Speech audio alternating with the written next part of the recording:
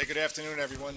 So with me today from NYPD is Tommy Galati, Bobby Boyce, Jimmy Waters, Carlos Gomez, Ben Tucker.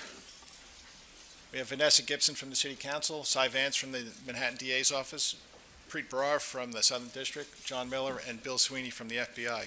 So it's been an extremely busy 2 days, obviously, and many people have worked intensely, tirelessly, relentlessly, and seamlessly in this investigation into the bombings that occurred in New York City and New Jersey. It came out successful. So today, our efforts were successful thanks to the brave police officers from the Linden, New Jersey Police Department. They captured this dangerous individual, Ahmad Khan Rahmani, right here. However, in doing so, we had 2 police officers that were injured out in Linden, New Jersey, and I wish their best and hopefully a speedy recovery. This is another example of what law enforcement does every day. They put themselves in harm's way to protect others, regardless of the risks. And this all started on Saturday. I went down to that scene on 23rd Street, see the devastation from the blast, and the response by not only NYPD, by the FBI, the ATF, the fire department, by EMS, Port Authority, the state police. They all went to the danger. And for my first day on the job, it's my first day on this job, but certainly not my first day on the job. I was just so proud of what I saw that day, the work that was done, and how it was done together. All the agencies, just the level of cooperation was impressive. We're joined today, as I said, by the Assistant Director in charge of the New York FBI office, Bill Sweeney. They'll give you some details about the investigation, but you do need to understand that this case is very much active. It's still very much active. Our primary focus has been to identify and apprehend a person responsible for these crimes. Now that we have this suspect in custody, the investigation can focus on other aspects, such as whether this individual acted alone and what his motivations may have been.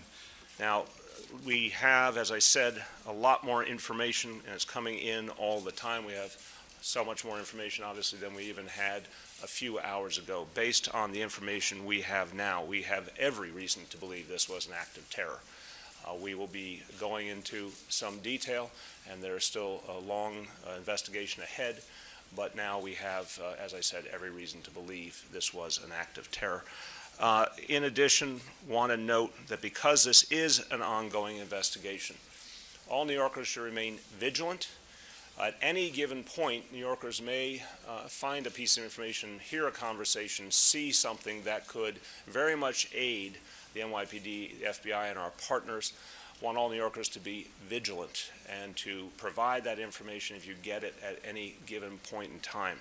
A reminder, you call 1-800-577-TIPS with any information you have.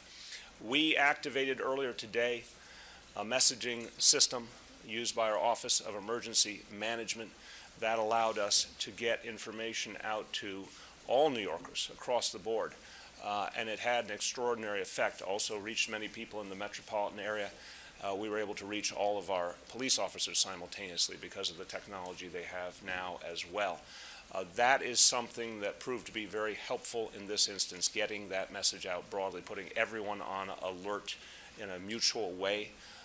We believe that was very helpful in this equation, but there is still information that we'll need going forward. So I want people to be patient because it will be an ongoing investigation. I want people to be vigilant.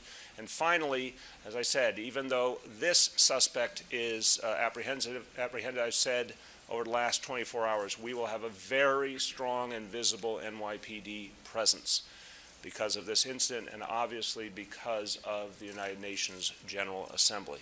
So you will continue to see throughout the week a strong, visible NYPD presence, especially from our Critical Response Command, our Strategic Response Group. You will see heavily trained officers and well-armed officers.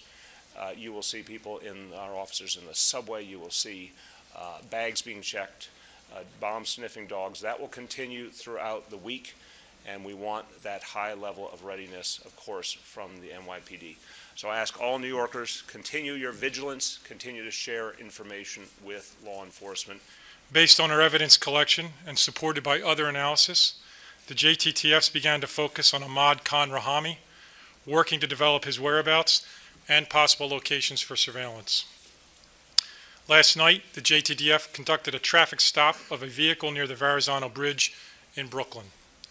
That vehicle had been observed by JTTF personnel at a location associated with Rahami. Based on the totality of circumstances, the JTTF executed a stop of that vehicle. The passengers in the car were questioned by JTTF agents and detectives. No one in that car is under arrest. Based on our evidence collection, supported by other analysis, searches and interviews were conducted at residences in Elizabeth, New Jersey, and in Perth Amboy, New Jersey. Additional leads were followed as well, and we turned to the public this morning for assistance, initially using a more recent photo of Rahami. A short time ago, as you know, Rahami was arrested in Linden, New Jersey. 2 Linden police officers were injured while apprehending him, and our thoughts are with them, and we hope for their quick recovery. We will continue to conduct investigative activity to ensure we completely understand Rahami's social network.